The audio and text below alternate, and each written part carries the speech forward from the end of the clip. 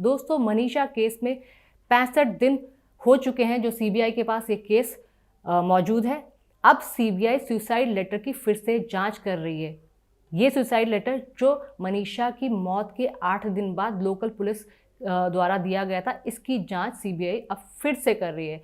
CBI की team बुधवार को भिवानी से दिल्ली आई थी और दिल्ली सुसाइड लेटर की जांच कर रही है। एक्सपर्ट टीम को ये लेटर दिया गया जिसमें ये पता लगाने की कोशिश की जा रही है कि आखिरकार जिस पेपर पर सुसाइड नोट लिखा गया उसमें जो पेन इस्तेमाल हुआ वो पेन कहाँ है, और उसके साथ ये लिखाई जो है वो वाकई में मनीषा की है कि नहीं, हैंडराइटिंग मैच करने की कोशिश की जा रही है। साथ ही उस पेन को ढूंढा जा रहा है।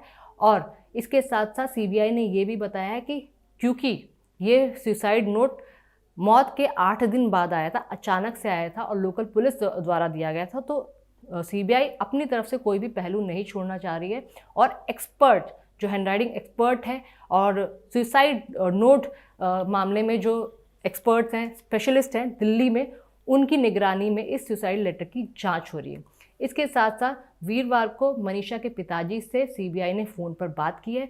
अब 2 से 3 दिन में सीबीआई की टीम दिल्ली से वापस भिवानी आ सकती है। लेकिन दोस्तों, जहां मैंने कुछ दिन पहले आपको बताया था कि किस तरह सीबीआई हत्या के एंगल से इस पूरे मामले की जांच कर रही थी, तो वहीं सीबीआई सुसाइड लेटर की भी जांच कर रही है। सुसाइड लेटर में हैंडराइटिंग की जांच कर रही है कि आखिरकार ये हैंडराइटिंग किसकी थी, आखिरकार ये सुसाइड लेटर क्या वाकई में मनीषा ने लिखा था। हालांकि मनीषा के पिता संजय ने ये इनकार किया है कि सुसाइड उनकी बेटी कर ही नहीं सकती है। और दूसरी बात, दूसरा स्ट्रॉन्ग पॉइंट मनीषा के पिताजी की तरफ से उठाया गया है वो ये है कि अगर उसकी बेटी ने सुसाइड की होती तो क्यों लोकल पुलिस को मनीषा की मौत से 8 दिन बाद वो लेटर सामने लाना पड़ा। साथ ही मैं आपको दोस्तों ये बता दूं, ये लेटर सबसे ज़्यादा सोशल मीडिया पर वायरल हुआ था, लेकिन कहा जा रहा है कि सुसाइड नोट लोकल पुलिस द्वारा सबमिट किया गया था। दोस्तों, इस पूरे मामले को 3 महीने का वक्त बीत चुका है, लेकिन ये मामला लगातार अभी भी जांच के दायरे में है। इससे पहले सीबीआई से पहले ये जांच लोकल पुलिस कर रही थी, जिस पर काफ़ी तरह के आरोप परिवार और गांव वालों द्वारा लगाए जा रहे थे। जब लोकल पुलिस से परिवार वाले संतुष्ट नहीं थे तो ये मामला हरियाणा सरकार ने सीबीआई को सौंप दिया था।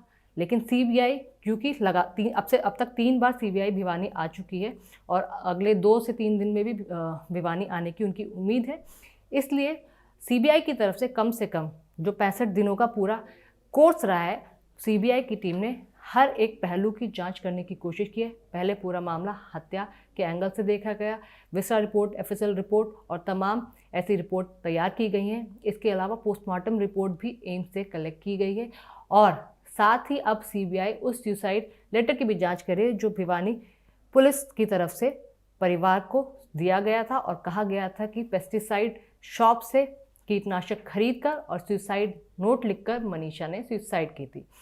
तो दोस्तों, इस पूरे मामले पर आपका क्या कहना है कि मनीषा मामले में संजय जो मनीषा के पिता हैं, क्या वो जो उनका कहना है कि सुसाइड उनकी बेटी नहीं कर सकती है, इसमें कितनी सच्चाई है? और जिस तरह सीबीआई 65 दिन बाद सुसाइड लेटर की जांच कर रही, उस पर आपका क्या कहना? और क्योंकि पहले की जांच पूरी हत्या के एंगल से की गई थी, तो इस पूरे मामले को लेकर आपका क्या कहना है? और जो हत्या और आत्महत्या के बीच में ये गुत्थी उलझी हुई है, अभी तक भी उलझी हुई है, क्या ये सुलझ पाई थी? क्योंकि सीबीआई एक के बाद एक अपनी तरफ से कोई भी कोर कसर नहीं छोड़ रही। हत्या का एंगल हो, चाहे आत्महत्या का एंगल हो, हैंडराइटिंग की जांच हो या फिर पेन की जांच हो, सारी की सारी जांच सीबीआई की तरफ से कर रही है।